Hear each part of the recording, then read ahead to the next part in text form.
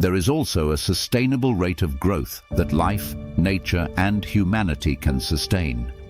If the rate is too fast, there is a point where a critical mass is reached and things fall apart when the center can no longer hold.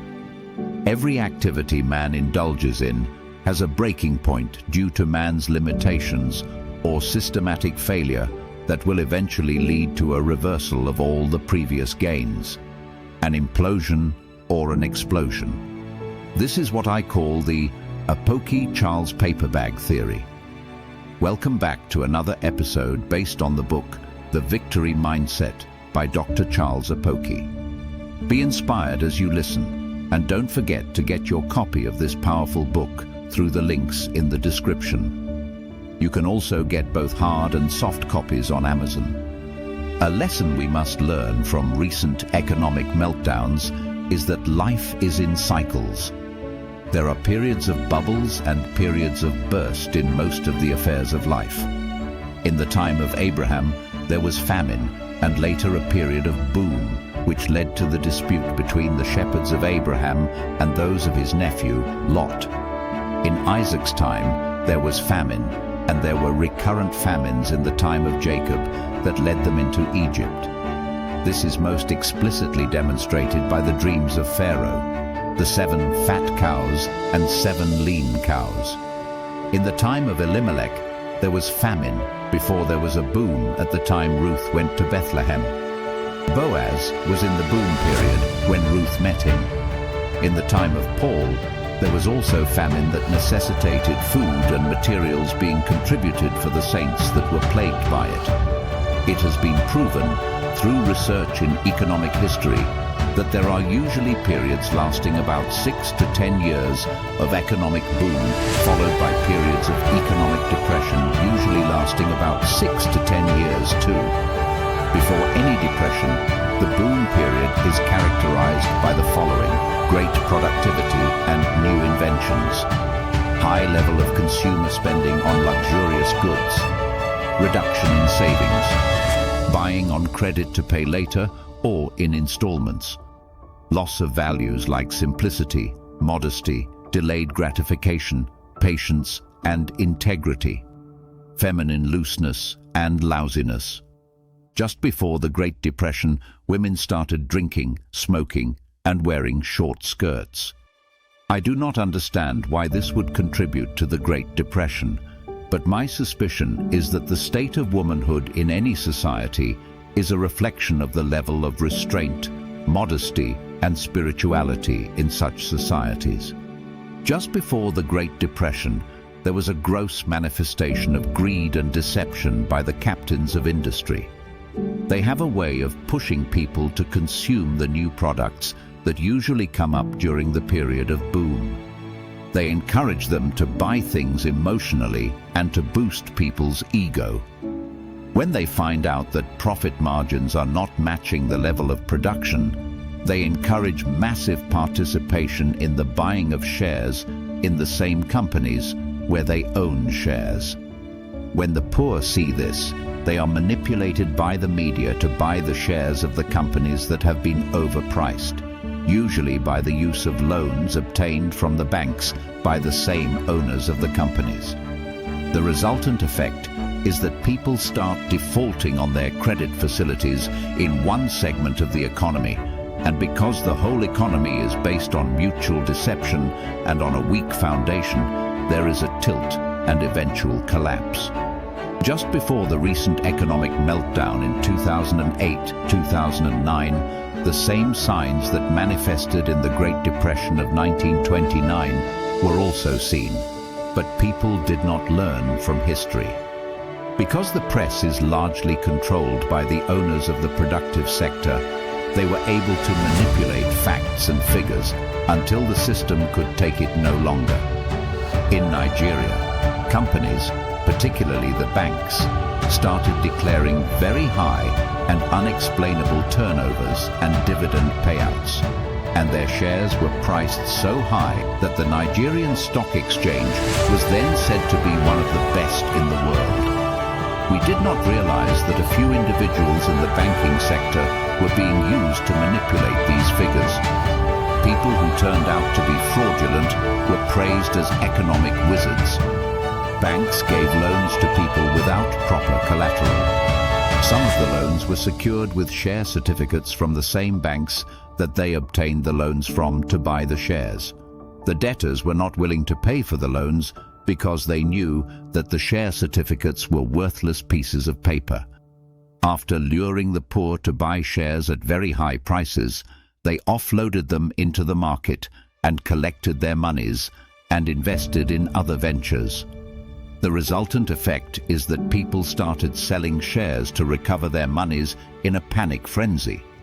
In America, banks and mortgage companies gave out loans with hidden terms to the poor to buy houses that they were not qualified for and had no substantial income to pay for. The mortgage collapse in America contributed a great deal to the global economic meltdown. A lot of companies were paying very huge bonuses to these greedy company executives who were manipulating figures to sustain their employment. Even in Dubai, there were huge loans obtained to build high-rise buildings and non-productive infrastructure that did not contribute significantly to the productive capacity. In November 2009, Dubai defaulted on loans obtained to build these buildings. What can be deduced from all these is that anything, including the economy, that is founded on falsehood will eventually collapse, and anything that is not founded on gradualism, moderation, modesty, integrity, and frugality will fail. There is also a sustainable rate of growth that life, nature, and humanity can sustain. If the rate is too fast, there is a point where a critical mass is reached and things fall apart when the center can no longer hold. Every activity man indulges in has a breaking point due to man's limitations or systematic failure that will eventually lead to a reversal of all the previous gains, an implosion or an explosion. This is what I call the Apoki Charles paper bag theory. The problem with humanity is that we hardly learn from calamity. The previous discussion was on a global or national economic level. It will happen again on the same scale because people hardly learn from history. Secondly, it also happens more frequently on an individual basis if the principles of gradualism, moderation, frugality, and modesty are not applied in the period of personal boom. What should we do? Do not panic. This is the time to re-evaluate the situation using the following parameters. What have you lost? Properly evaluate what you have lost. It might not be up to what Job lost. Ask around. You will see that people have lost much more and have recovered. What do you have left? If you look carefully, you will find out that the devil cannot take away everything from you. There is always something left that God can multiply. What is it that you have ignored that is of salvageable value? One man's trash is another man's cash. What can you do with what you have left? There are some seeds that are dormant in your life. What you need is an unusual rain from heaven to make them grow.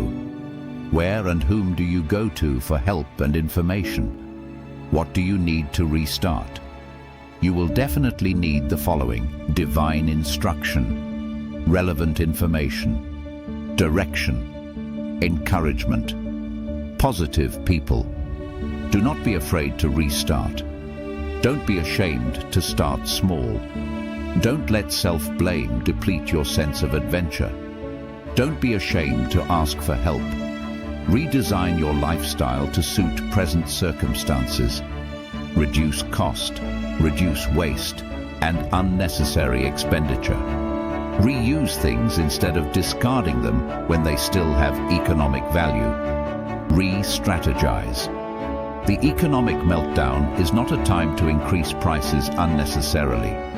Retain your customers even if it cuts into your profit. You need re-education and retraining. Learn new skills in areas that are in demand.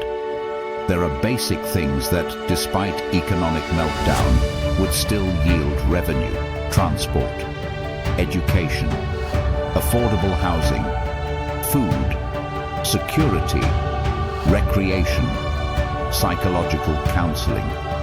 At any point in time, people will still eat, move, learn, and seek shelter. You can also invest wisely, even in difficult times. Opportunities still exist for those who are informed and strategic. It might surprise you to note that economic depression will occur again because systems built on weak foundations cannot stand forever. Economic depression is not the end. It is part of life's cycle. Those who understand the principles of discipline, adaptability, faith, and strategy will not only survive, but thrive. The key is to remain calm, think clearly, act wisely, and trust God for direction. Thank you for watching. If you enjoyed this episode, don't forget to like, subscribe, and share. Remember to check the links in the description to get your copy of The Victory Mindset. You can also get both hard and soft copies on Amazon. God bless you.